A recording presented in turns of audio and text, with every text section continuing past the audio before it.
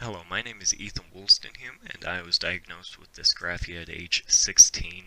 Dysgraphia is a form of dyslexia, but instead of just affecting your visual and writing skills, it also affects your motor skills as well as memory and associating different things when it comes to learning.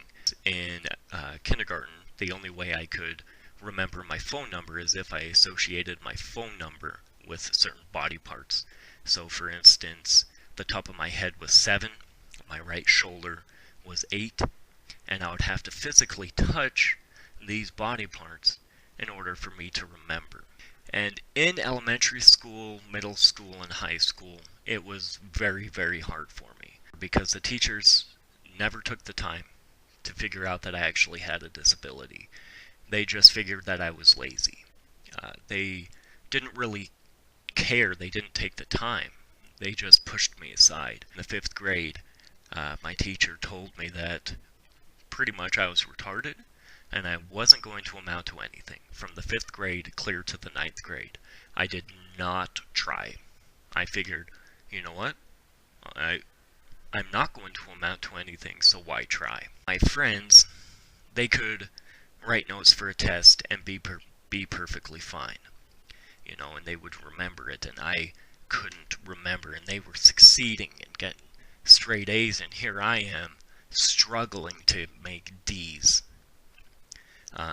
But then in the 10th grade, I was transferred to a brand new school that opened up, and it was an alternative high school.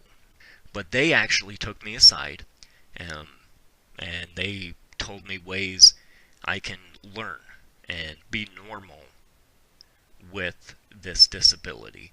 I ended up doing 4 years of high school in 2. I graduated with a 3.5 GPA, and I was actually nominated as Basin High School Success Story. I was in the news article. It was the best time. If I could honestly go back and tell any of my teachers anything, it would be, you need to take time to listen and to figure out your students. The top signs for me for dysgraphia that I would look for, and it's just something as simple as coloring. If you're having a real hard time coloring inside the lines and also capitalizing letters that don't need to be capitalized, and the ones that I capitalize are A's and F's. For some reason, I always capitalize them.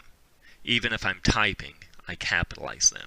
Be patient with any student that has dysgraphia, because they learn completely different. It's a completely different learning curve.